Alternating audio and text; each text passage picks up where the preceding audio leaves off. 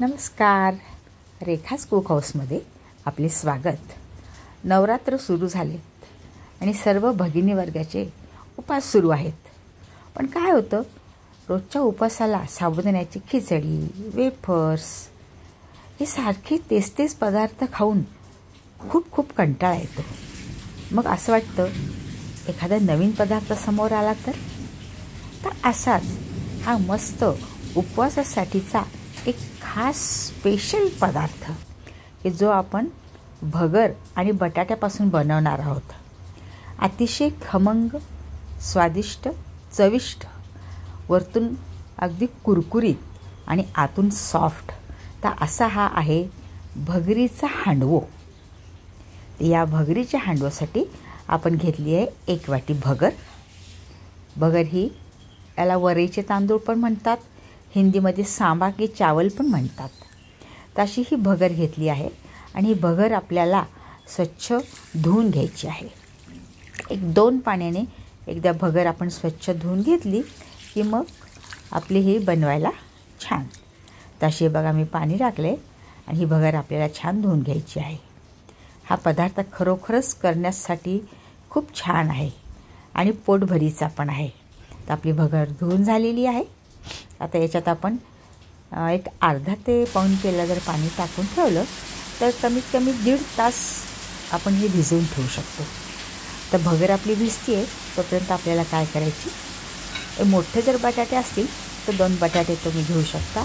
पण आता माझे फार लहान बटाटे, तर मी बटाटे उकडून आणि त्याची साल काढलेली आहे.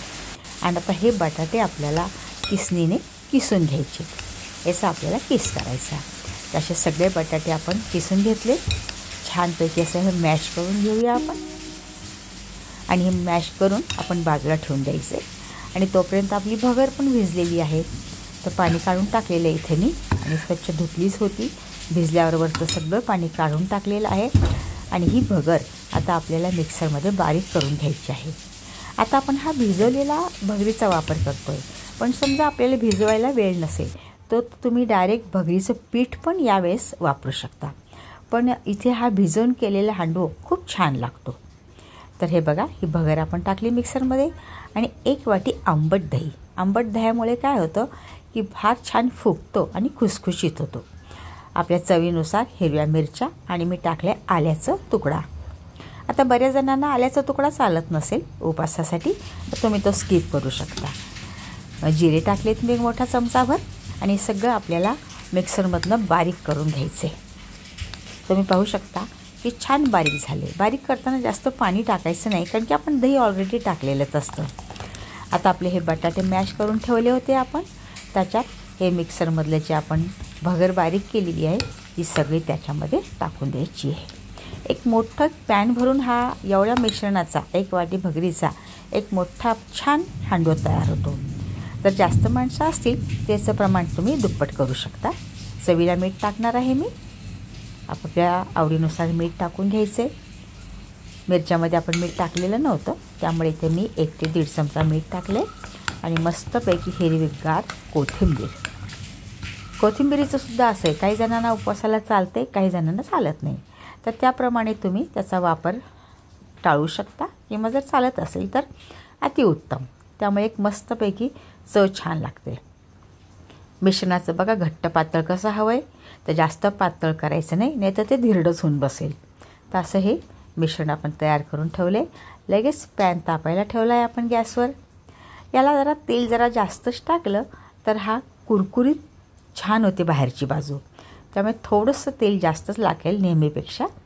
तर इथं मी 2 मोठे चमचे तेल टाकलेलं आहे आणि त्याच्यात टाकलेलं आहे जिरे. तर उपवासासाठी हा पदार्थ जर बनवायचा नसेल तुम्हाला तर तुम्ही मोहरीचा वापर करू शकता. इथे आपण उपवासासाठी बनवतो आहे म्हणून आपण जिरे टाकलेले आहेत. त्यामुळे छान तेल तापलेलं आहे आपलं. जिरे टाकलेले आहेत. आता टाकायचे आहेत आपल्याला तीळ टाकून झालेले आहेत आपले. बघा मस्त तीळ छान खमंग भाजलेले आहेत. सगळीकडे पसरून घ्यायचे तीळ. आणि जे आपण आता मिक्सरमध्ये जे बारीक केलं होतं मिश्रण, ते मिश्रण आपल्याला याच्यामध्ये टाकून घ्यायचे. सगळं मिश्रण टाकणार आहे आपण. एका हांडोसाठी हे मस्त आहे. हे टाकले मिश्रण आपण सगळीकडे पसरून घेऊया. याच्यात मस्त हिरव्या मिरच्या, कोथिंबीर आहेच आहे.